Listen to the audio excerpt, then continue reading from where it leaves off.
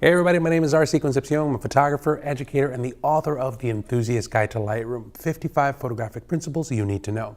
This series is designed to give you tips and techniques that are going to make your work better and make you work faster inside of Lightroom. In this video, I want to show you how to be able to use a common technique that you would normally use for just adjustments in a picture to stack effects on top of one another. And I'll explain to you the problem that we have along the way.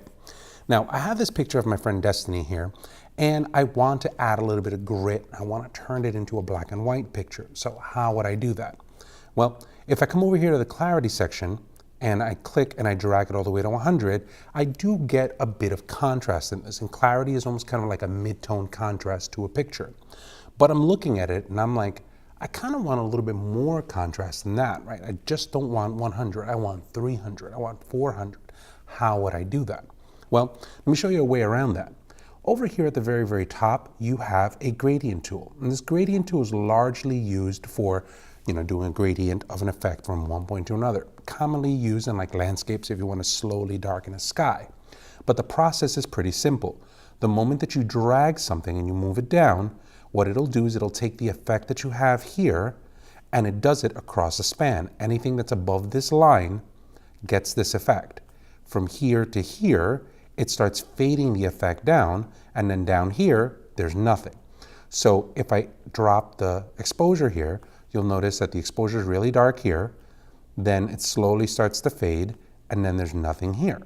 So what if we just took this same concept, I'm gonna grab this and delete it to get rid of it.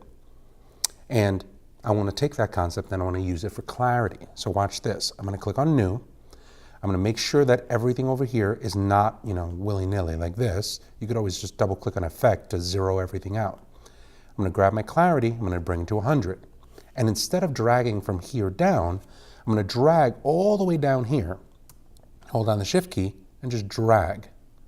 By putting this right here, what I've done is it said everything over the line gets the clarity effect. So now, all of this is a clarity of 100 plus 100, that's 200.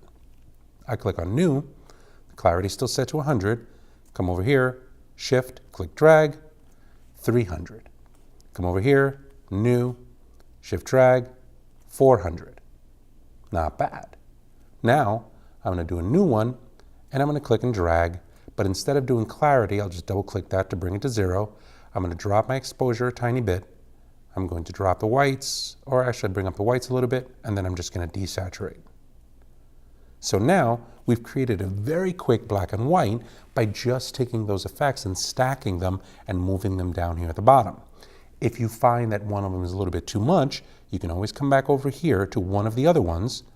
And what I'm going to do is I'm just going to come over here and I'm going to go to Edit, grab this one, and I can bring this down so it's a little bit less. Or if I don't want it, I can just delete it altogether and I'm good to go. So it's a processing tip, but it's also a creative exploration on how to be able to take those effects and stack them on top of one another.